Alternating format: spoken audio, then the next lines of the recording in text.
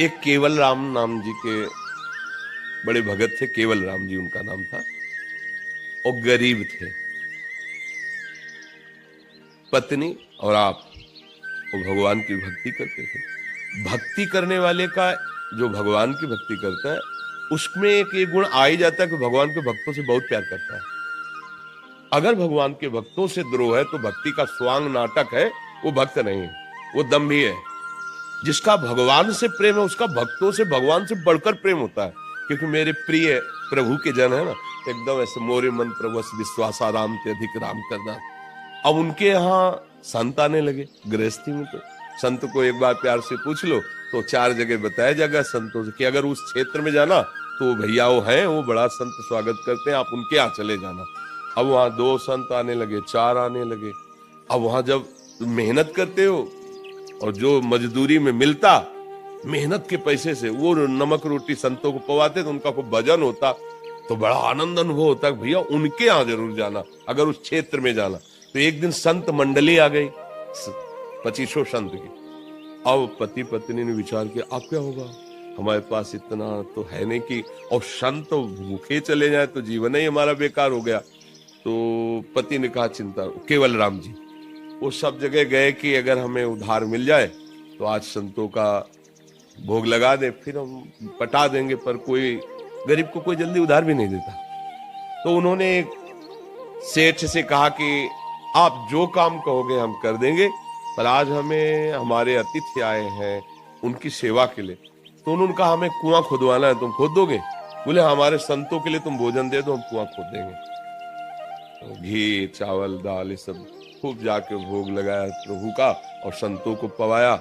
एक रात संत रुके, सुबह चले गए। पति पत्नी दोनों फावड़ा लेकर के, तसला लेकर जहां बताया वहां कुआं खोदना शुरू किया। अब 50 हाथ के नीचे पानी निकले। अब उसमें तो है कि अभी नजदीक पानी।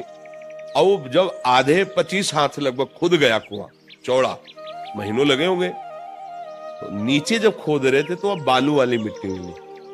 अब जब तक पानी नहीं निकलेगा तब तक वादा पक्का नहीं होगा कुआं खोदने का मतलब। अब जे ही नीचे बालू वाली में चले तो ऊपर से मिट्टी भसक गई और केवल राम जी नीचे दब गए। अब पूरी जब नीचे से मटकी तो और भसक गई, अब वह मिट्टी मिट्टी। पत्नी चिल्लाने लगी, रोने लगी, और वो हर फावड़े में कहते थे राम ही डालते, राम राम राम कहकर तसला भरते, राम राम कह के डालते थे। और संतों के लिए कर्जा लिया था कुआं खोदने का, समझ लो। अब वो लोग दौड़े तो बोले, अब उस समय पुराने समय में कोई ये तो थी नहीं सूंड वाली, क्या उसे कहते जेसीबी, वो भाई आग ऐसे करे। अब उनका सहयोगी कौन होगा गरीब आदमी का? अब पत्नी रोती रही। सेठ ने कहा भाई हमने तो व्यवस्था कर दी तुम्हारे भोजन की, अब वो दब गए, अब कैसे निकलेंगे? ये जरूर है कि कभी तुम भूखे अगर हो तो 1 आध दिन के लिए भोजन ले जाना। समझा बुझा के अब वापस कर। 1 महीना हो गया, बराबर कर दिया गया। वहां से राजा की सवारी निकली तो उनको सुनाई दे रहा था राम राम राम। तो रुक गए। बोले इतनी मधुर और आकर्षणकारी ये नाम कौन महात्मा जप रहा है आज का? बोले यहाँ तो कोई महात्मा है। बोले नहीं नहीं मुझे सुनाई दे रहा है। भगवान को कृपा करनी थी उनके ऊपर, और उस आवाज के सहारे आए तो जहां कुआं पटा हुआ था वहां बुलाया गांव के लोगों को कि यहाँ कोई संत महात्मा रहते थे क्या पहले? हमें नाम सुनाई दे रहा है यहाँ से, राम राम राम। बोले रहते थे ना, 1 महीना पहले केवल राम जी ने यहाँ खोदा था और कुआं पर। बोले नहीं अभी आवाज मुझे सुनाई दे रही। फिर तो राजा थे, राज सैनिकों को लगाया।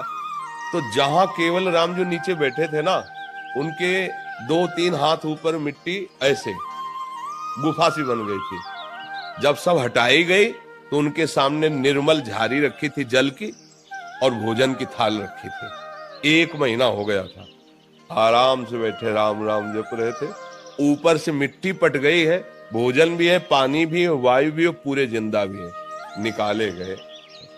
तब राजा ने पूछा कि महाराज 1 महीना आप कैसे? बोले जिनका नाम जप कर रहे थे कोई आके पवा रहे थे, हमसे बातें करते, हमें कोई परेशानी नहीं थी, हम अकेले नहीं थे हमारे ये। अब ये सुख अखिल कोटि ब्रह्मांडों का स्वामी प्रभु उनके समीप। अब ये तो संसारी आदमी जो मलिन बुद्धि वाला है, ऐसा कैसे हो सकता है? वो तो कहानी समझेगा ना। अगर दृढ़ता पूर्वक भगवान का वही रक्षा करते हैं, वही भरण पोषण, और ये मनुष्य जन्म भगवान की प्राप्ति के लिए मिला है।